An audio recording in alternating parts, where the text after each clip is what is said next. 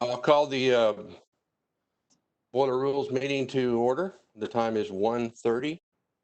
We'll move on to item B, which is roll call. And I guess I'll ask Angelica to call the roll. Sure. Rob Trout. Keith Sandberg. Here. Norman Anderson. George Crawford. I'm here. Alan Craig. Present. Gerald Harris. No. Brian Mullen.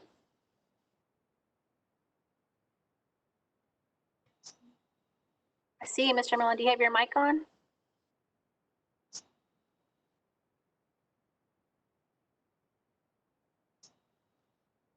Dan Lancaster. I think auto mute some here. Thank you. Stuart Nestor.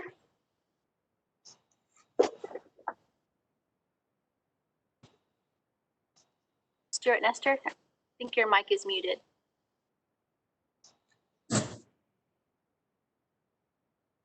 Hi, can you hear me now? I'm here. Yes. Yeah. Bill Quisenberry. Here. Mark Thompson. Present. Richard West. I'm present. Naomi Doyle. You have a quorum. Proceed. All right, that'll move us to item C, advisory board member training. Mary Winston will give the advisory board training. Thanks. So awesome. Thank you. Good afternoon, everyone. This meeting is being conducted by video conference. The public is watching via live stream. And we don't have public comments today, but when we do, we work on that internally and we give them a chance to speak during that time period. And there's a time in which that when we make our posting for the meeting, that we notify them of how they can make public comment. This meeting is being recorded and will be available on our YouTube channel. I just want to give us some tips to make this a successful meeting. Keep your microphones muted until you'd like to speak. Please put all phones on silent and turn off all sources of noise that are in your workspace. If we have a lot of fidgeting, we're all just kind of blocks on a screen, and that's going to cause the attention to go to you. So as much as possible, we don't want to be a distraction. State your name before you begin to speak. This is something we do for every meeting. We want to make sure we do it for our meetings that are virtual as well. Raise your hand if you'd like to speak. Most of these platforms have a raised hand feature, but while we have our presiding officer running the meeting, they don't necessarily have time to look over in that feature to see who's raised a hand. So that's not what we're using. We're using the good old-fashioned raise your hand. So once you raise your hand, we can see it. And even if the presiding officer doesn't see it, someone can bring the attention that we have someone who wants to speak. Normally, we would take a vote that would just maybe be hands or here or yes or yay, nay. We'll take roll call votes. That's just going to keep it simple so we can count all the votes, unmute your microphone and give us your vote and mute back. That'll be perfect. If you have any connection problems, try to let the presiding officer know. We have staff working here in the office. We're all socially distanced, but we are in the office to cut down on some of the bandwidth issues that, since everyone is online right now, everyone is sort of facing. So we'll try to get you on as soon as possible. Stay on camera during the meeting, even if you aren't speaking. If you need a recess, raise your hand. Let the presiding officer know, and we can take a recess and we'll make that announcement. If you inadvertently get disconnected from the meeting, and this has happened, rejoin the meeting using the same link you used when you initially joined in. We now are sort of, I don't want to speak too soon, but rocking and rolling with these meetings. We've had several now, and we've had several blips, but we've worked through them, and we've gotten through everything on our agenda. So no worries. If anything is awkward, any moments, we'll take our time, we'll work through them, we'll take a small recess as necessary, and we'll take action on everything we need to today. Again, I want to thank everyone for joining us today. And Mr. Presiding Officer, on to the next item. All right, thank you, Mary. That takes us to item D, approval of the February 26th board meeting. If all of you have had a time to review the minutes, and if there's any discussion before we ask for a motion.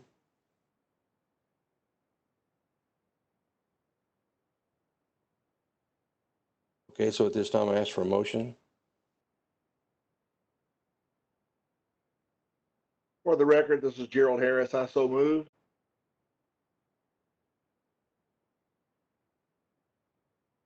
This is Bill Quisenberry, I second. Okay, we have a motion. Angelica, will you poll the members?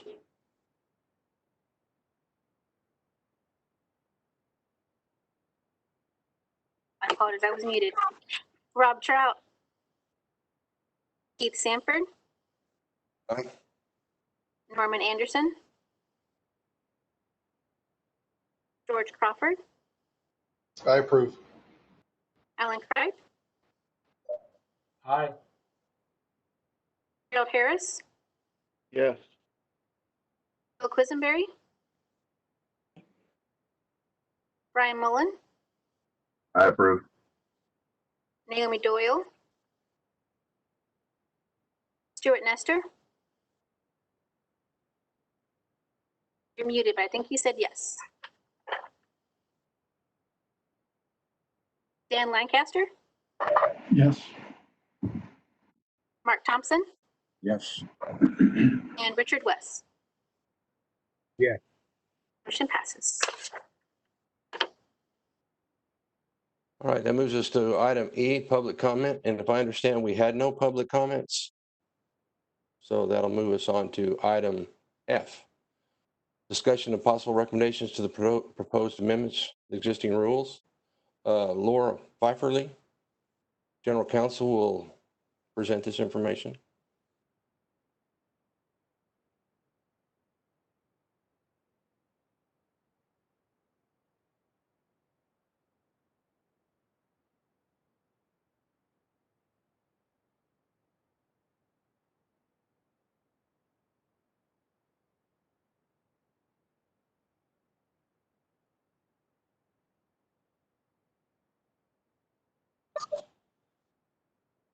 So, Mary Winston members, as Laura prepares to share her screen and discuss the next agenda item, it sometimes has a lag time.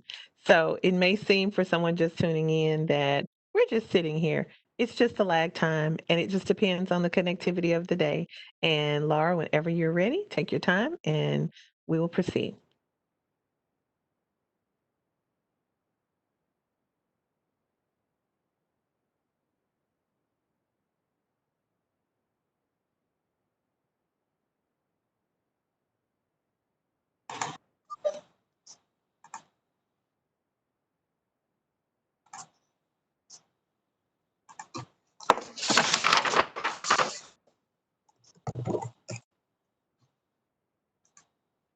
We see you now, Laura. Can you hear me? And yes, we can hear you. You're actually logged in 2 times, but as long as we got you on one, we're good. I don't understand. It wouldn't let me unmute or show my video. I don't understand it. Okay. Good afternoon, members. I am going to present the rules for your vote as to whether you recommend to adopt them. And I probably don't need to explain that we have proposed these rules twice before. This is the third time.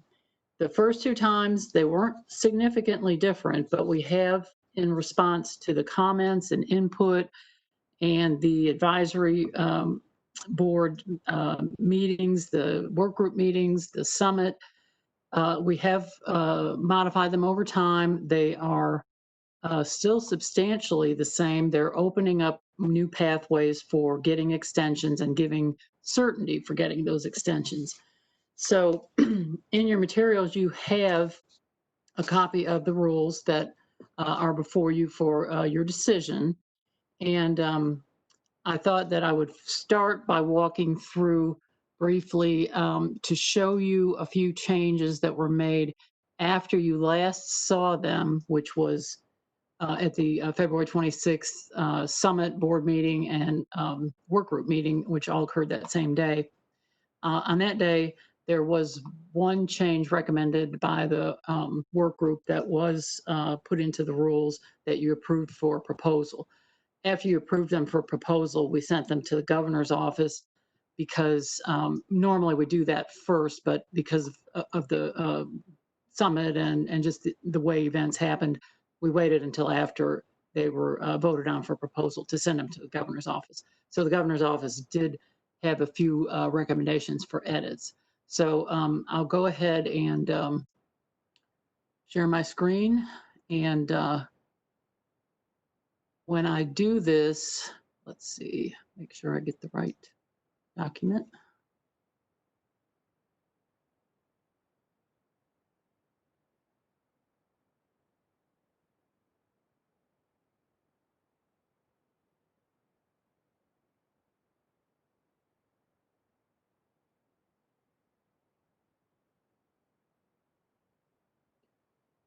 Okay.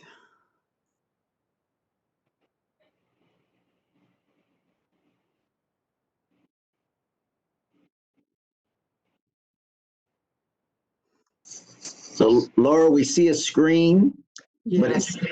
it's grayed out right now. So hopefully it'll come up in just a second.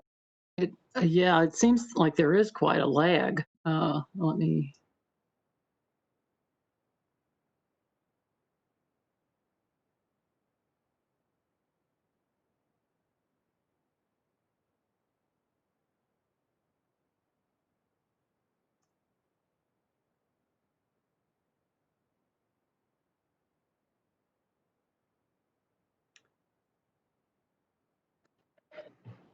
So typically when we see the gray screen, it means that you might not be sharing the document or application that you intend on sharing. It's showing another one.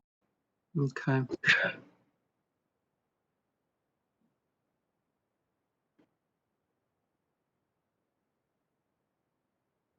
There we go. We're good. You're up. Are you seeing Chapter 65 boilers at the top? We see second, the act requires to maintain safety. It doesn't Okay. look like rules. It looks like your script maybe. Okay. Now it looks like you're actually sharing your desktop. So now you got the 65 rules up. So you're good. Okay. I'm not sure what's happening, but if you can see it, then we'll go through it. Yes. Okay, so you're looking at the heading of the Chapter 65 boilers rules then. All right, can you see me moving down? Yes. Okay. All right, this is the rules that are in front of you that were in your packets. I've exploded the font quite a bit so that you can see them because it's usually kind of small on the screen. So I have highlighted the parts that I need to show you. The rest of it, it's exactly what you have in front of you in your materials. So we're going to go just to the highlighted things so I can show you those few changes. These, of course, are all the definitions that are just renumbered. That's why they're all there. So, and nothing changed until we get to this highlight. Okay, this one, what you'll see in the yellow is what you approved for proposal. And then what you see in green is the edited text. And I guarantee you, you probably wouldn't even have noticed this if you read through what was in your packets and you read the proposal some time ago, because they're very subtle changes and they are not substantive. They really do mean the same thing. They're just sort of reworded for clarity and for internal consistency in the document. So you can see that operation is now the condition of a boiler in which the energy source is being applied to the boiler, and you see what it was, very similar. These are the changes that were made after the governor's office review before it was published. So these were actually published. So if you had a copy of the rules from back at the summit, and then you compare to what was published, you'd see the same difference. So those, like I say, these changes in green were in the proposal. So if we received a comment on any of that, we could have, because they did see that in print. So that's the first two there, nothing remarkable. And then here we have more definitions, which are renumbered. And then the standby definition, all we did was change the A to a the. And in the substantive rule, it's been reworded basically on this one. It just took out we had no less than 3 business days excluding holidays. Well, that kind of goes without saying. So they recommended taking out excluding holidays. And that's really the only change there. It's just kind of moved around a little for better reading quality. So you can see there's no substantive change there. They have 3 days, business days, to get the renewal submitted, the request for the extension. And this one, this is basically the same. I have it bolded that the records shall be available for review upon request, because it used to require that a statement be submitted that the records were available. You don't even need to submit the statement anymore. I was just kind of pointing that out. But as you can see, the text again is there's really no substantive change there. But the green again is what was published. The yellow is what you had approved for proposal. And these edits came from the governor's office. And let's see. I think, yeah, this is, I believe, the last one. This one, I wanted to show you, I bolded the phrase that was added after the work group meeting and the boiler board meeting on the 26th, that if it can be safely and competently performed, that was added by the work group and the board approved that for publication. That was the only change basically made on February 26th, except for one other small citation change. There was a citation error to another section. So that was the only substantive change before you proposed them for publication. And then again, here in the green is what actually was published. The yellow is what you had approved, but again, no substantive change, just kind of shortened up and tightened up the language. And so, oh, maybe this, I think this is the last. This one again is just rewording for clarity.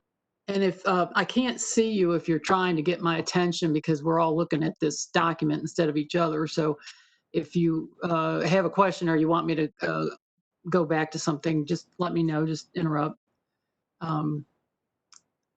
See, and I believe that is all. There's only 2 sections here of the rules that are being amended, which is the definitions and the extension section.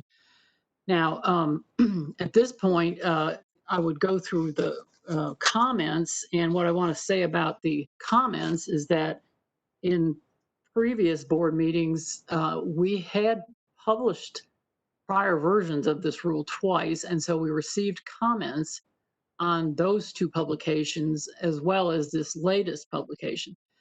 We have actually sat in the board meetings and reviewed the comments before, and so if you wanted to go over any of those again, we can. The response has to be made to any comment we received. So this preamble, when these rules are adopted, is going to be pretty long because we do have to respond to those comments. I've read you the summaries of the comments and our draft responses.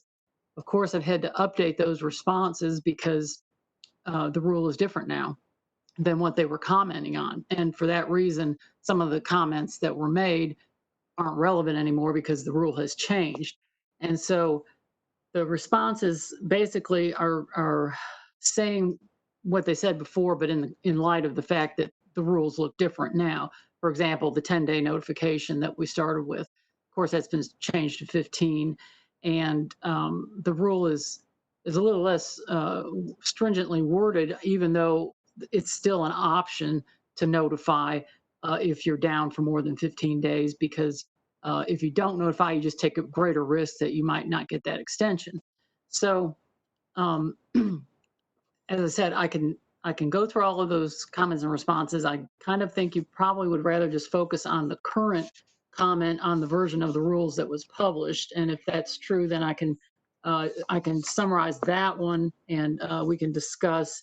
And then, if you wanted to talk about any of the previous comments, which many of them are along the same lines, the most common themes are no one wants a 10 or 15-day downtime. They'd like to have a 30-day downtime, at least among the commenters. The costs, the benefits, or the questionable benefits, as were possibility of more inspections, more frequent inspections. Basically people wanting the ability to be down for long periods of time and not be in standby and not have water in it necessarily. The responses, as I said, the comments have been along those lines. And so the response has not changed, but I can summarize for you what the response basically is on some of these things. And you can ask me if you would like to go into any of those more deeply. We did receive 2 comments on the latest publication in June, and they were from one positive supporting comment from Dow Chemical, which was in your materials, and one comment from Texoga, Texas Oil and Gas Association, that repeats some of the comments they've actually made in the past. And so I will go ahead and summarize that comment for you and our response. And I could read it verbatim, or I could summarize it. I'll just summarize it. If you want me to go ahead and read it after you hear it, then I can certainly go ahead and read it. Texoga was disagreeing that the rule doesn't place a lot of burdens and costs on operators. They don't believe it increases safety.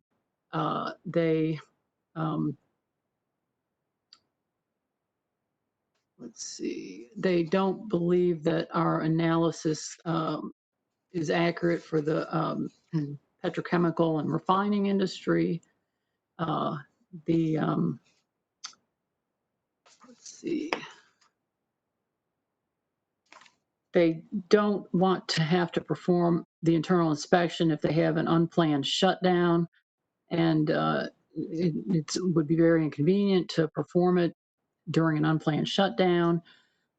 They would like to edit the definitions of operation standby and out of service so that the boiler can be out of service for up to 30 consecutive days. For repairs or no repairs, when repairs are being performed or not. They're saying that certain repairs can be done without opening the steam drum for internal inspection. So why should we have to do an internal inspection? My draft response, which you will hear, is addresses that. The definition of standby should not include operation at low fire. The continuous water treatment shouldn't be required when you're in standby. They would like to, let's see. Well, they feel like it would discourage people from doing preventative maintenance.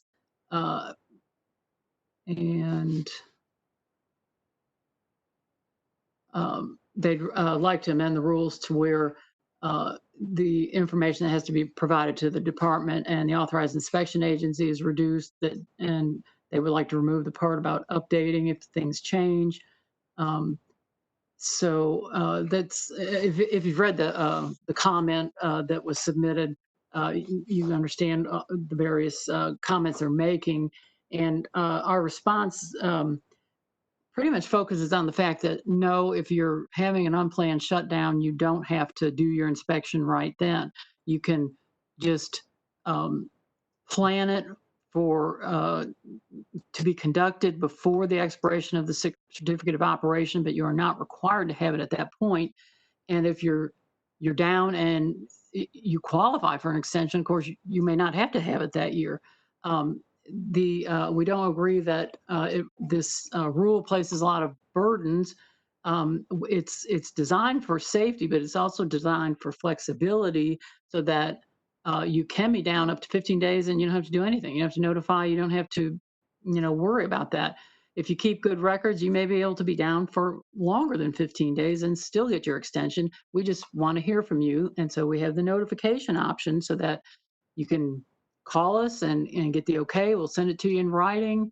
You can call, email, fax, whatever you want to do, and you'll get a response and we'll say, well, based on what you've told us, you may not qualify for an extension. You need to get your inspection before your certificate expires, or yes, we think you're good for an extension. Just let us know if things change. And that's what the rules are saying is, update us if conditions change, which you would probably be doing anyway to make sure you're still going to get that extension. We feel like it is a reduced risk, and Dow makes this point that actually it may have the effect of reducing the number of inspections you need to have.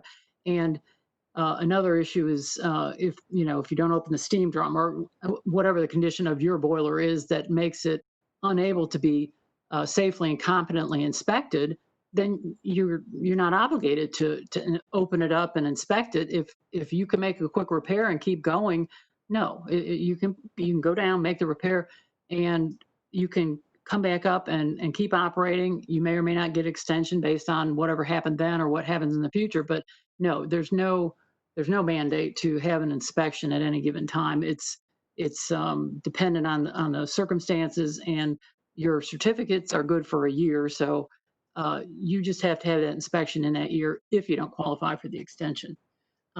So we do feel like it's actually safer because you probably won't have to inspect as often or in a hurried kind of last minute way, because you can be down for longer than 15 days and come back up and do your inspection later. The the issue of the 15 days, many of the issues people had with the 10-day requirement that we first proposed was that they thought it was mandatory and that 10 days was too short. Well, we decided in all fairness, 15 days was probably okay. It's about 2 weeks.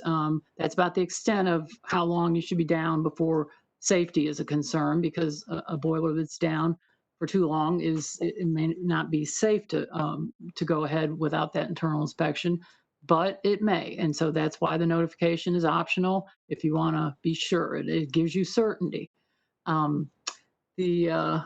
Let's see, let me make sure I cover. There's no limit on how many times you go down. If you have, one repair a month and you're down a week a month, it's fine. If it's not more than 15 days, you can just do it and keep going. Let's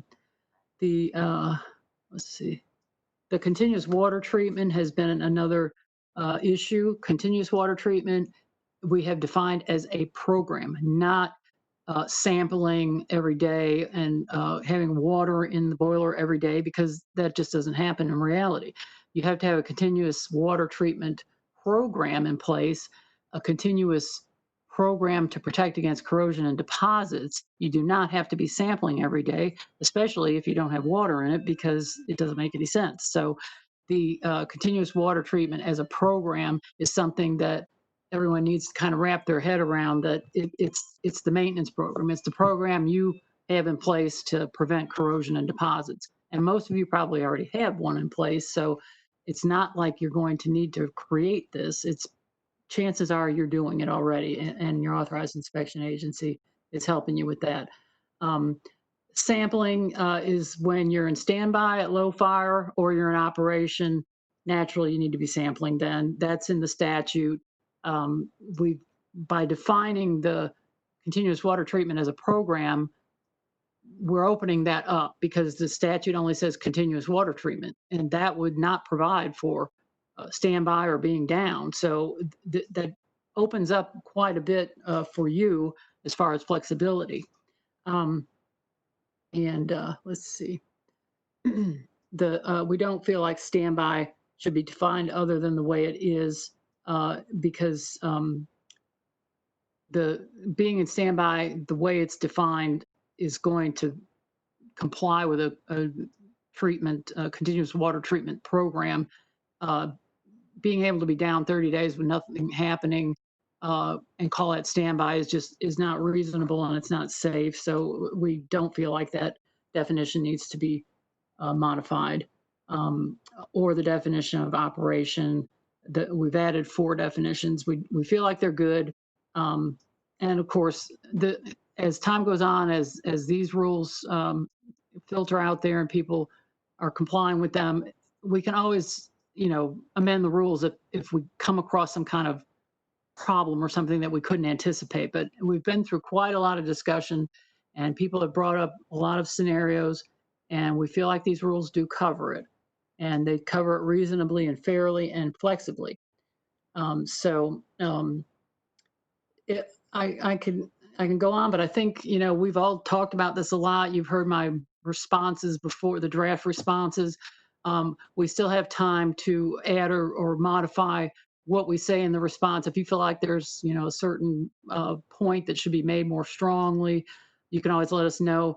The next time these responses will be reviewed, it would be, if you vote to adopt, then the commission will see all of the comments and the responses, and they will look at those, and that will be part of their decision to adopt or not adopt the rules.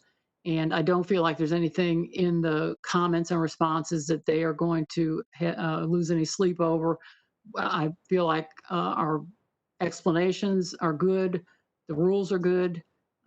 We have one negative comment this time, but that's, it's been addressed.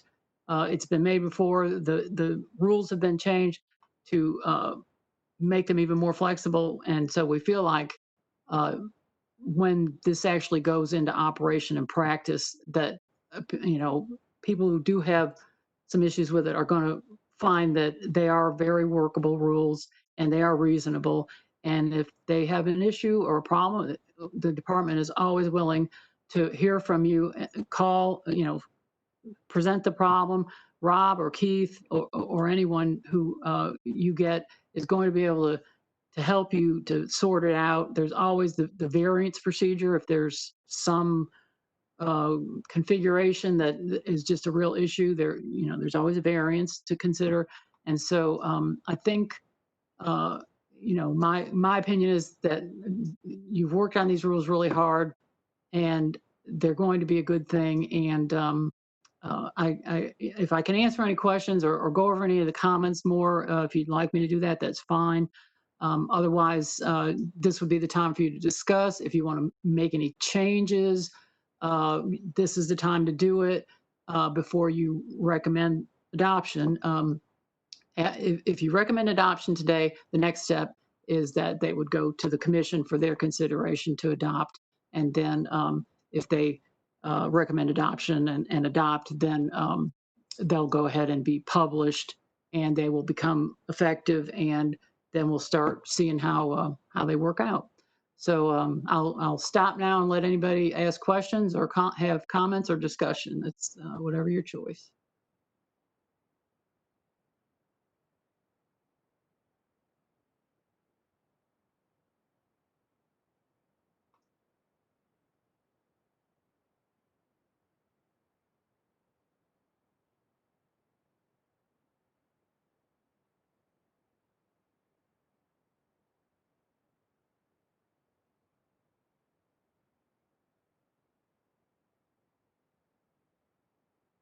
So there's no discussion?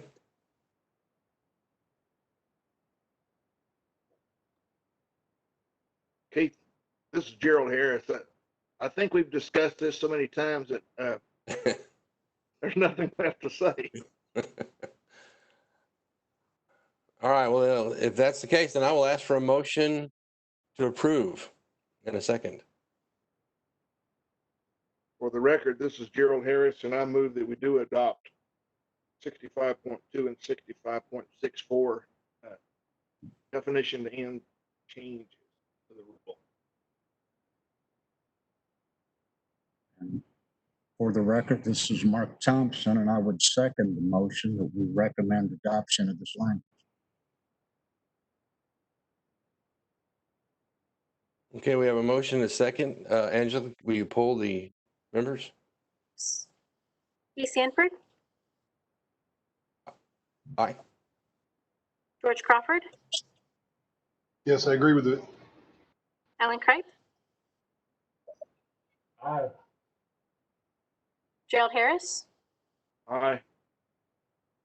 Brian Mullen, Aye. Dan Lancaster, Aye. Stuart Nestor. I think he said yes. Okay. Bill Quisenberry, Mark Thompson, Aye. and Mr. Richard West. Agreed. Aye. Motion passes. All right, well, that moves us to item G, staff reports. David Gonzalez, the Deputy Executive Director, will present the executive staff report. Good afternoon, Chairman Sanford and Boiler Board members. Can you hear me fine? We can hear you. All right. So congratulations on the work that y'all just got done. That was significant efforts, the summit, the work groups. So congratulations on that. I will be presenting the executive office report. In the past, y'all have had reports from each one of our divisions. We are trying to be respectful of y'all's time. We haven't seen y'all in a while. I'm going to try to make sure that my executive report does not last longer than the rule review that y'all went through with all the summits and everything. But we do need to catch up a little bit. We haven't seen y'all since the COVID experience really came to fruition. So it is my intention to share my screen with you so you can see what I'm talking about. Give me just a moment. And let's see if it works.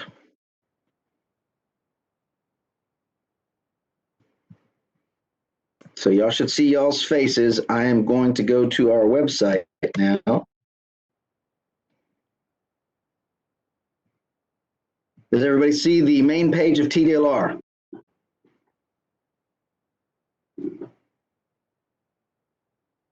I can't see some thumbs. Okay, I see a couple thumbs. Thank you. So COVID-19 response.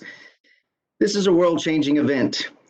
TDLR has had the opportunity to learn from the challenges that COVID has brought. What I want to convey to you and why I brought up the main page is everything that we've done in regards to our external response related to COVID-19 is posted on our webpage on this front main page. So if there's any communications or things you want to know that this agency is doing, this is where you encourage the public to go to, for y'all to go to as well. I'm going to click on that link. It takes you down to our page where we make reference to our contact information. For the most part, we have acted as a conduit of information, trying to gather all the information from the CDC, from the Department of State Health Services, from the governor's office, and push that information out to our regulated population to make sure they're aware of the expectations of the Open Texas document that the governor put out. We've got all the governor's executive orders on the right-hand side. In particular, with the boiler program, I do recall us, let's go back to May, I think it was, that we did this one. There it is. So in May of 2020, to help combat the spread of the COVID virus, we requested and received authority from Governor Abbott to suspend certain regulatory requirements, and including suspending inspection requirements for a time period from March through June. This is what we've done program by program with different circumstances, trying to get the word out to the public and make sure we're still maintaining safety considerations, but also accommodating challenges that have come along with COVID. We've dealt with some of these and done similar actions when we've had disasters like hurricanes and floods, but this pandemic's been a little bit different for us. And I'm sure y'all are experiencing some similar challenges in y'all's work. We are not immune to those challenges. So our external response, we've been the conduit of information and doing our best to keep the information out to the public. The second part of response is we refer to as an internal response. We are not immune to the effects of COVID. We have had staff members affected by sickness or had family members affected by COVID. And we have done our best to try to address and be safe with our staff. As soon as March rolled around, executive decided we were going to have everybody that could work from home. It is not just going home, it is working from home. And that has been a challenge, but kudos to our IT staff and all of our staff at the agency that were nimble enough, that have embraced the new technologies, the virtual meetings. And there's a lot of meetings going on because we can't have that interaction to get our work done on a daily basis, still keep up with all the applications that we receive, all the technical inquiries we receive. We had a strategic planning and sunset process going on as well. So all this work is going on. But we've had some challenges along the way, and there have been some backups. There's been some slowdowns, and we've dealt with them the best we could. The most important thing I have to share with you is that we do care about our staff. We sent home everybody that we could. There are some jobs that were not able to be done from home. Mail room still has to open mail. We still get a lot of our mail and the checks that come in the mail. We've got a finance division, our licensing division, having to review applications that are in hard copy. Not everything is digitized, not everything is online. So we've had to do a lot of work to get those things done. We've got field staff that suspended some of their inspection activities for a time period to give some relief. But once everything started to open back up, we had to come up with creative ways to get inspections done to try to ensure safety. So we've even come up with new ways of doing business, like virtual responses. While we're having all of our staff do these things going into the office, we're taking temperatures, we've issued PPE to protect themselves, establish protocols, and it is an ongoing process. We're still learning, and we're implementing processes and seeing what works, retooling and putting it back out there. But external and internal response has been a challenge for us, and actually takes up a lot of our conversations. We've got a team dedicated to deal with these issues. We've got HR, human resources, dealing with all the unique individual issues that come from our staff regarding daycares being closed down, schooling, and what's going to happen, all these things that we have to deal with while we are maintaining the state workloads and responding as quickly as we can to the what's expected of us. So that's what I have to report on COVID-19. Do I have any questions from the board? Any concerns, questions?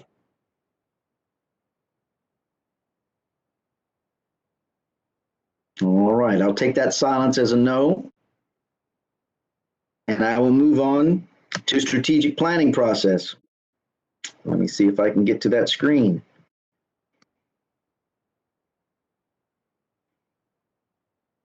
All right. So I realize you can't see it big. I'm going to try to make it a little bit bigger. There we go. So even while COVID-19 is going on, we have the obligation, all state agencies actually have an obligation to do strategic planning. We refer to this process as our secret weapon. If you've been with the agency for years, or if you've been keeping track of us, we typically go around the state and do interaction with the public we serve. We've got meetings that we've had in the past. Obviously, COVID changed that.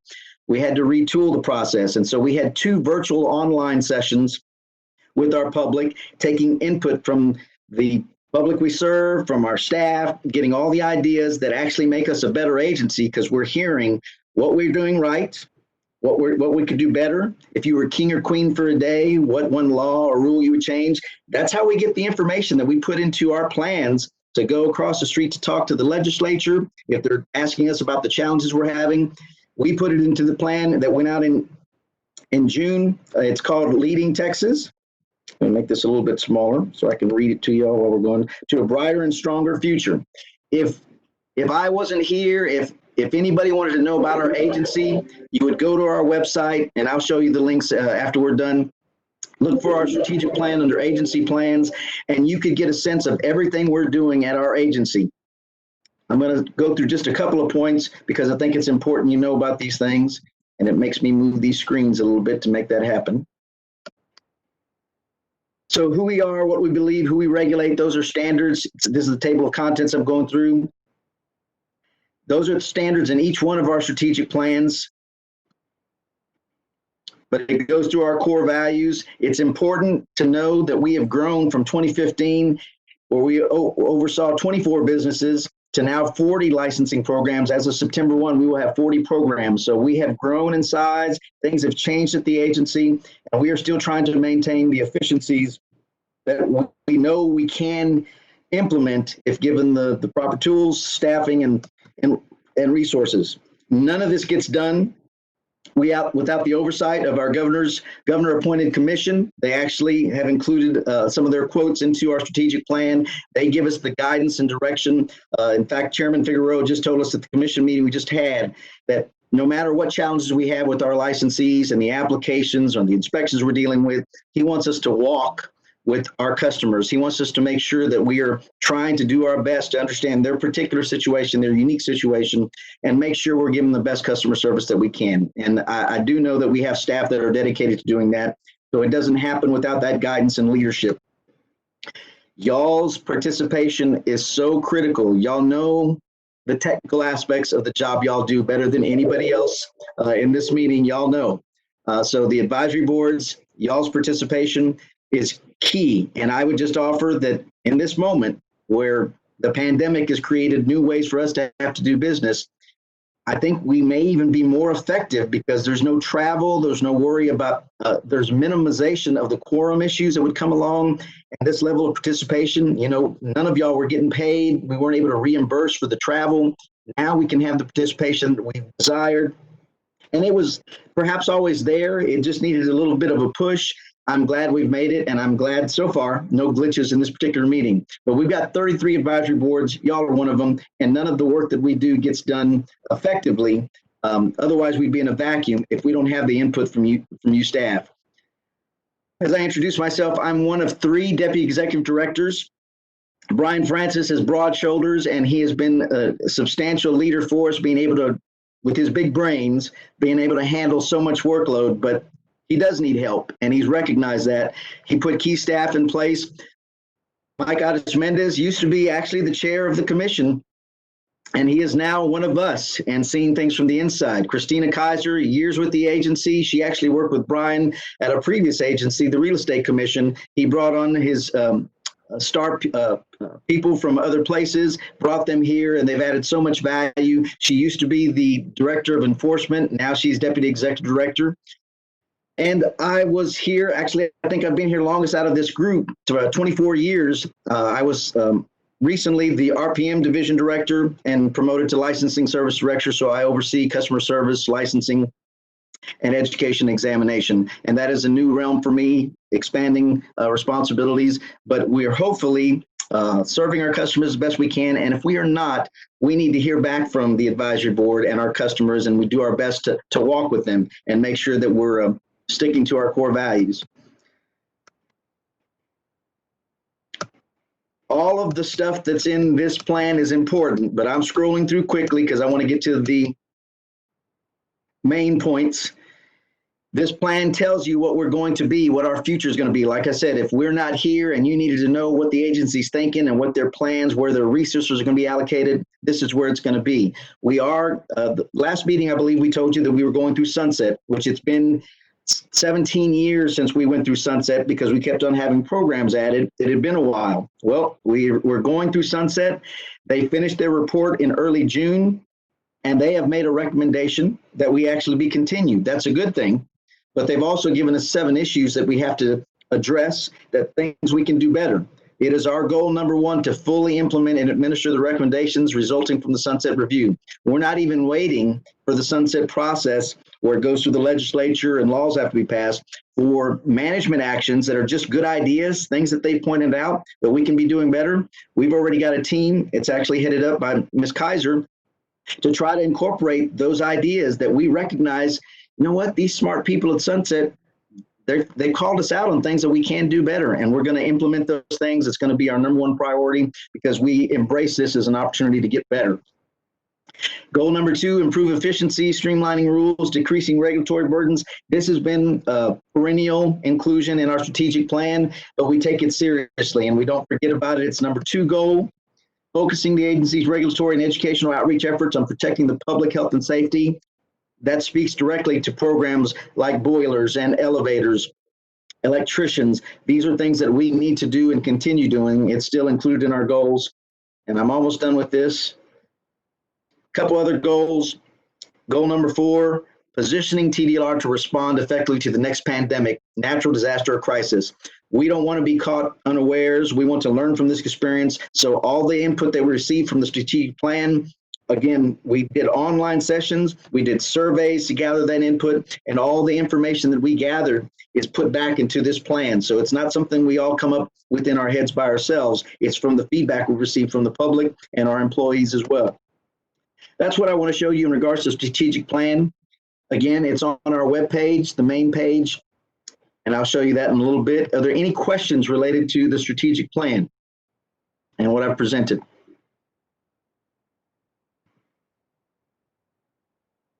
All right, I see shaking heads. That's good. Again, trying to be respectful of your time. It's just been a little while since we talked. Sunset decides whether or not we continue as an agency. I just shared with you, the good news is they have made a recommendation to continue our agency for 12 years.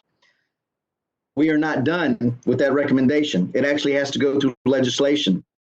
We have been sharing with everybody dates of participation. You can actually still submit input, public comments on the report itself, which is on our website. I'll show you that link as well. But all the information that they put out on our agency, we did a self-report.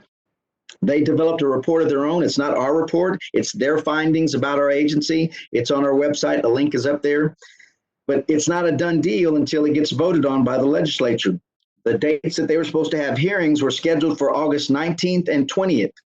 Because of discussions and coordination challenges, they've taken those dates down from their website. So I think it's because related to pandemic discussions surrounding virtual meetings versus in-person meetings, they're finding that they're experiencing their own challenges. So we're going to have to get back to you on when our hearing is going to take place. The important thing for you to know is, again, that we're being continued. There was no reference specifically to boiler programs. These recommendations go as far as doing away with programs, consolidating programs, telling us how we can do our jobs better. Boiler wasn't included in any of the consolidations, but I want to reference some of the language that's in the summary. Although the legislature excluded programs transferred to the agency after September 1, this review evaluated how integrating new programs has affected TDLR's overall operations. Boiler's been with us a long time. Y'all know y'all's business, and we've been doing good to try to improve. We incorporated crises and new processes to try to make things better for our customers. Well, at some point, there's tipping points. The workload that we've gained going to 25 to 40 programs, basically Sunset's identified that incorporating new programs successfully, its ability to take on additional responsibilities without jeopardizing the quality of service and the general public is not limitless. So they recognize that we've got some challenges. We've done a good job, but there's still work that we can improve on. And in fact, evidence of increased burdens is beginning to show. So I want y'all to know that we know we're not perfect, that we have room for improvement. The Sunset identified that, and typically these reports result in recommendations on how to help with that, and management actions on how to help with that. So I want to point that out to you, that we know there's chinks in our armor and that we can do better. We are trying to do better. We're going to continue to strive for that as evidenced by our strategic plan. One of the issues that affects somewhat the Boiler Board is the recommendation that the state has a continuing need for TDR, but the effectiveness of its advisory boards could be improved. There's no guarantees where this will go in legislative action. Oops, move too far. But it could result in interdisciplinary advisory boards coordinating their expertise and input. I haven't heard it specifically mentioned for boilers, but air conditioning, electricians in the construction trades, elevators in the construction related building trade, boilers could be included in this as well. So we don't know where this will go, but it's something that could speak to advisory boards and how things are done in the future. We may have interdisciplinary boards that allow for similar building facilities type things to have communication and maybe improve upon that coordination between what happens with elevators and boilers and electrical work that may be done. So just something to be on your radar. They are recommending in issue 2 to consolidate programs, to do away with some programs. Again, boilers not listed in there. Driver training programs, maybe going to another place. These are, again, recommendations. Used automotive parts recyclers, moving maybe to a different place as well. Issue 6, TDR lacks a data-driven, risk-based strategy to guide key regulatory functions and maximize efficiency.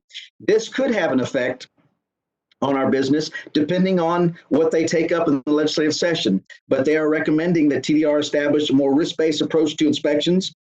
They didn't specifically say boiler inspections, but it's not out of the realm of responsibility for us to look at. And I just wanted you to be aware of these 2 particular issues out of the 7 that could speak to the boiler program that y'all need to be aware of. And remembering that because we oversee 40 different programs, anything that happens during the legislation that affects our resources or personnel could ultimately affect the boiler program in some form or fashion, process-wise, or other aspect that could affect how we do our business. So I just want you to be aware. That's all I actually have to share regarding the sunset process. Again, as soon as we know when we're going to have our hearings, we'll get that information out, but it was scheduled for August 19th and 20th. We're in a wait and see mode at this point before we move forward. Anything else?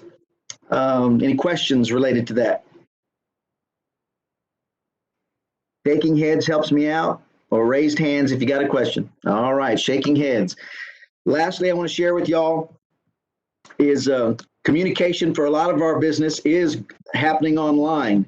And so if there's ways that we can improve our web pages, we were reporting this information before. Over the past 6 months, the Boilers and Boiler Safety website had 39,294 views.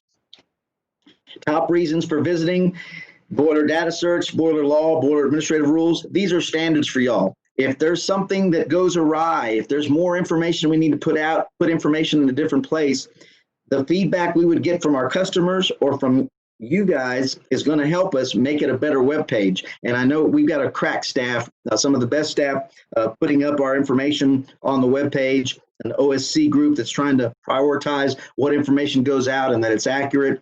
But if there's a better way we can get the information out, again, people aren't coming to visit us in person anymore. This is how we're going to be gauging if we're having success. If people are visiting our website, getting what they need from us, and we're able to issue their licenses, we're going to be continuing to think we're doing a good job. I think that's all I have to share for the executive report. Any questions related to the last portion? All right. Well, it's been a pleasure. I'm going to stop sharing my screen. I hope I can figure out how to do that. Stop sharing.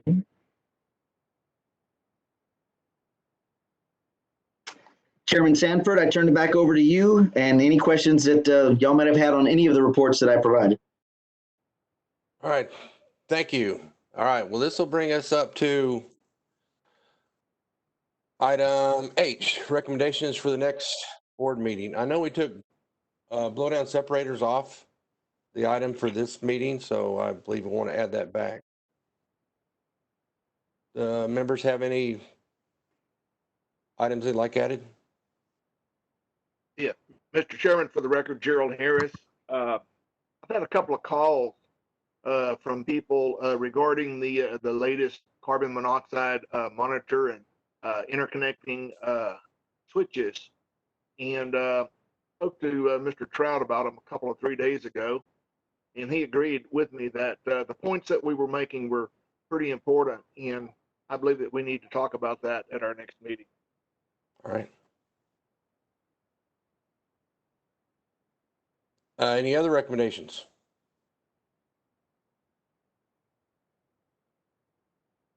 All right, that'll bring us to item I.